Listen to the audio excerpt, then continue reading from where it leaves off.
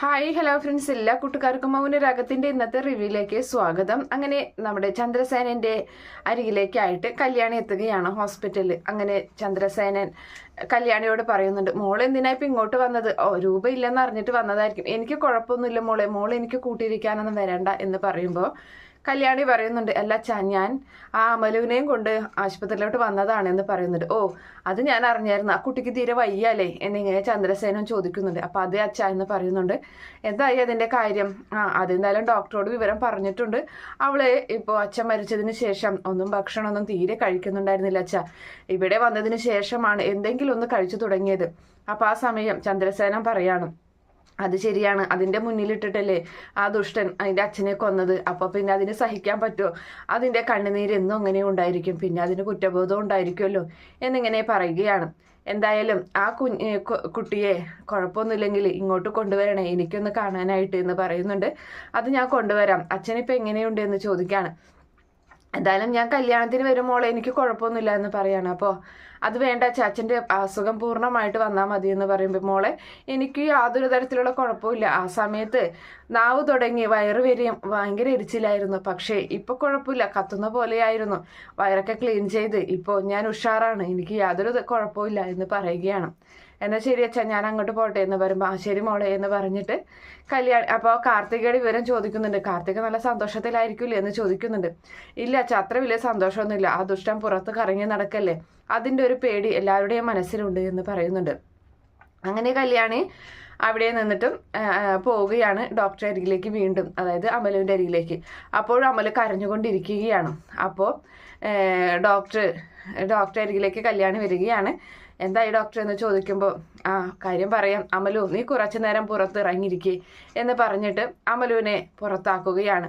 അതിനുശേഷം എന്താ ഡോക്ടർ, എന്ത് പറ്റി, അവൾക്ക് എന്തെങ്കിലും കാര്യമായിട്ട് കുഴപ്പമുണ്ടോ എന്ന് ചോദിക്കുകയാണ്. കുഴപ്പമുണ്ട് കല്യാണി.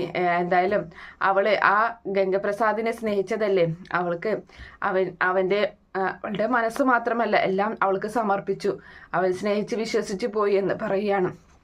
അമലുവിൻ്റെ വയറ്റിൽ അയാളുടെ കുഞ്ഞുണ്ട് എന്ന് പറയുമ്പോൾ ആകെ ഞെട്ടിപ്പോവുകയാണ് കല്യാണി. അപ്പോൾ കല്യാണി ചോദിക്കുന്നുണ്ട്, എന്ന് ചോദിക്കുമ്പോൾ അത് കല്യാണി, അപ്പം എന്താ അവൾക്ക് പേടിച്ചിട്ടാണ്, എല്ലാവരെയും പേടിച്ചിട്ടും അതുപോലെ തന്നെ അവൾ ചെയ്ത കുറ്റബോധം എല്ലാം കൂടിയിട്ടാണ് അവൾ പറയാതിരുന്നത് എന്ന് പറയുമ്പോൾ, അത് അവൾക്ക് തെറ്റുപറ്റിപ്പോയി, എന്നോട് പറയേണ്ടതായിരുന്നു, ഞാൻ അതിനുള്ള സൊല്യൂഷൻ കണ്ടെത്തില്ലായിരുന്നു എന്ന് പറയാണ്.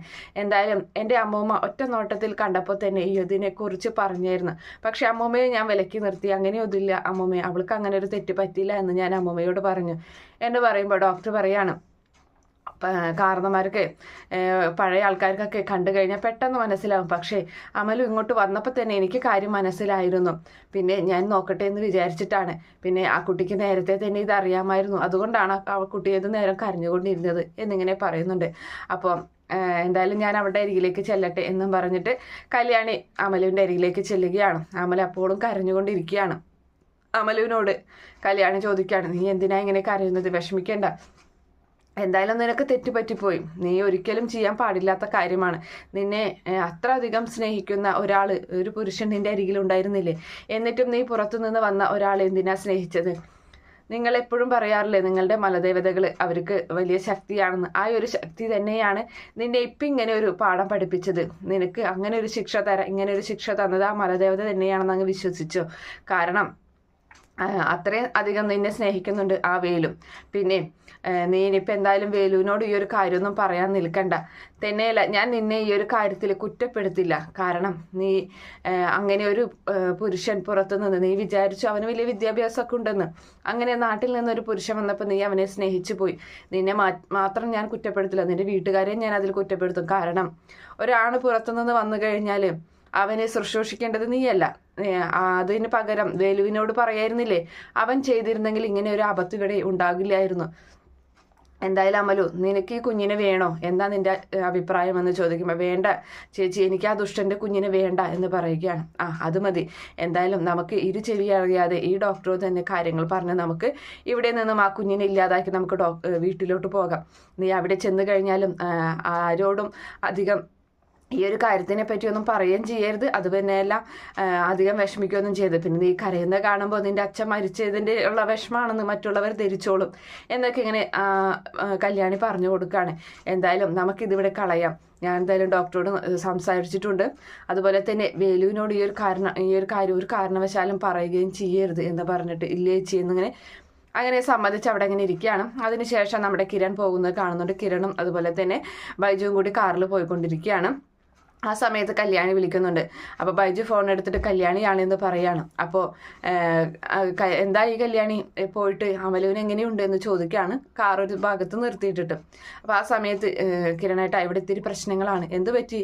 അപ്പോൾ അതെ അമലുവിന് ചതി പറ്റിപ്പോയി, അവൻ ആ ഗംഗപ്രസാദ് അവളെ ചതിച്ചു എന്ന് പറയുമ്പോൾ അവൾ പ്രഗ്നൻ്റ് ആണോ കല്യാണി എന്ന് ചോദിക്കുകയാണ്. അപ്പോൾ അതെ എന്ന് പറയുന്നുണ്ട്. വല്ലാത്തൊരു ചതിയായി പോയല്ലോ എന്ന് പറയാണ്. എന്തായാലും ഞാൻ ഡോക്ടറോട് കാര്യങ്ങൾ സംസാരിച്ചിട്ടുണ്ട്, ഇന്ന് തന്നെ ആ കുഞ്ഞിനെ ഇല്ലാതാക്കാം, തുടക്കമില്ല, അതുകൊണ്ട് കുഴപ്പമില്ല. പിന്നെ കിരണേട്ടനെ ഒന്ന് വിളിച്ച് സംസാരിക്കണം, ആ വേലുവിനെ ഒരു കാരണവശാലും ഈ ഹോസ്പിറ്റലിലേക്ക് പറഞ്ഞയക്കരുത്, എന്തെങ്കിലും കാരണം പറഞ്ഞ് പിടിച്ചു നിർത്തിക്കൊള്ളണം, അവനോട് ഈ കാര്യം പറയേ ചെയ്യരുത്. തന്നെയല്ല അച്ഛൻ ഇവിടെ ഉള്ളത് കൊണ്ട് തന്നെ ഞങ്ങൾ കുറച്ച് കഴിഞ്ഞിട്ടേ വരുള്ളൂ എന്ന് ഞാൻ പറഞ്ഞിട്ടുണ്ട്, എന്നാൽ അത് അവനെ പറഞ്ഞ് മനസ്സിലാക്കണം കിരണേട്ടൻ എന്ന് പറയുമ്പോൾ ശരി എന്ന് പറയുകയാണ്. അപ്പോൾ ബൈജു ഫോൺ കട്ട് ചെയ്തതിന് ശേഷം അമലുവിന് അബദ്ധം പറ്റിയല്ലേ എന്ന് ചോദിക്കുകയാണ്. അപ്പോൾ അത് എന്ന് പറയുന്നുണ്ട്. എനിക്ക് അല്ലെങ്കിലും ആ ഛർദിയൊക്കെ കണ്ടപ്പോൾ ചെറിയൊരു സംശയം തോന്നിയായിരുന്നു, അതുകൊണ്ടാണ് ഇടയ്ക്ക് ഞാൻ അളിയനോട് ആ കാര്യത്തെ പറ്റി സൂചിപ്പിച്ചത് എന്ന് പറയുന്നുണ്ട്. എന്നാലും ആ ഒരു ദുഷ്ടൻ അങ്ങനെ ഒരു ഇത് കൂടി ചെയ്തിട്ടല്ലേ പോയത് എന്നൊക്കെ ഇങ്ങനെ പറഞ്ഞു നിൽക്കുകയാണ്. അതിനുശേഷമാണെങ്കിൽ നമ്മുടെ വീണ്ടും വേലുവിനെയാണ് കേട്ടോ കാണിക്കുന്നത്. അങ്ങനെ വേലു ആണെങ്കിലും കല്യാണത്തിന് വേണ്ട എല്ലാ കാര്യങ്ങളും ഇങ്ങനെ ചെയ്തുകൊണ്ടിരിക്കുകയാണ്, എല്ലാവർക്കും വേണ്ട കാര്യങ്ങളൊക്കെ. അപ്പോൾ ഗ്യാസും കുറ്റിയൊക്കെ എടുത്ത് അങ്ങനെ കൊണ്ടുവയ്ക്കുകയൊക്കെ ചെയ്യുന്നുണ്ട്. അപ്പോൾ അവിടെ നമ്മുടെ ബാലണ്ണൻ ഉണ്ടായിരിക്കും. അപ്പോൾ ബാലണ്ണൻ പറയാണ്, എന്തായാലും ഈ കല്യാണം നമുക്ക് ഗംഭീരാക്കണം എന്നുള്ള കാര്യമൊക്കെ തന്നെ പറഞ്ഞു നിൽക്കുമ്പോൾ ആ സമയം തന്നെ അവിടേക്ക് കിരൺ വരികയാണ്. അപ്പോൾ കിരൺ ചോദിക്കുന്നുണ്ട്, എന്താ വേലു നീ ഇത്ര വലിയ ഭാരിച്ച പണിയൊന്നും എടുക്കണ്ട, നീ എന്തിനാ ഇതൊക്കെ ചെയ്യുന്നത്, എന്തിനാ ബാലണ്ണ ഇവനെ കൊണ്ട് ഇങ്ങനെയൊക്കെ ചെയ്യിക്കുന്നു എന്ന് ചോദിക്കുമ്പോൾ ഞാനല്ല, അവൻ സ്വയം ഇഷ്ടത്തിന് ചെയ്യുന്നതാണ് എന്ന് ബാലണ്ണൻ പറയാണ്.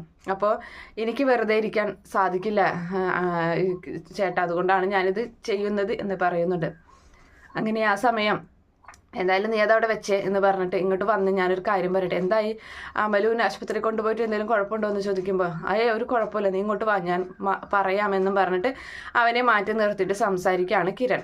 അങ്ങനെ കിരൺ പറയുന്നുണ്ട്, അമലുവിന് വേറെ കുഴപ്പമൊന്നുമില്ല, പക്ഷേ അവൾ ഒരുപാട് ഭക്ഷണമൊന്നും കഴിച്ചിരുന്നില്ലല്ലോ അവൾ അച്ഛൻ മരിച്ചതിന് ശേഷം, അതുകൊണ്ട് ഗ്യാസൊക്കെ കയറി ഒരു മാതിരി ആയിട്ടാണ് ഇപ്പോൾ അവൾ അവിടെ എത്തിയിട്ടുള്ളത്. അതുകൊണ്ട് തന്നെ വയറൊന്ന് ക്ലീൻ ചെയ്ത് വയറ്റിലുള്ള കുറച്ച് ഇതുകളൊക്കെ ഉണ്ടായി അതൊക്കെ ഒന്ന് ക്ലീൻ ചെയ്യേണ്ടി വന്നു. പിന്നെ ഇപ്പോൾ ട്രിപ്പൊക്കെ ഇട്ട് കിടക്കുകയാണ്.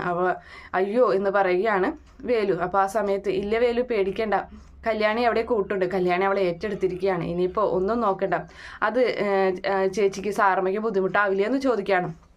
എന്ത് ബുദ്ധിമുട്ട്, നീ ഞങ്ങളെ മനസ്സിലാക്കിയിട്ടില്ല, അതുകൊണ്ടാണ് നീ അങ്ങനെ പറയുന്നത്. എന്തായാലും അവളെയും കൊണ്ട് കല്യാണം ഉടനെ തന്നെ വരും, നീ പേടിക്കൊന്നും വേണ്ട, അവൾക്ക് യാതൊരു കുഴപ്പമില്ല. പിന്നെ നീ അവളുമായിട്ട് നന്നായി ഒന്ന് ഇടപഴകണം, അവളെ ആദ്യത്തെ പോലെ തന്നെ സ്നേഹിക്കണം, അവളെ തിരിച്ച് കൊണ്ടുവരണം ജീവിതത്തിലേക്ക് എന്നൊക്കെ പറയുന്നുണ്ട്.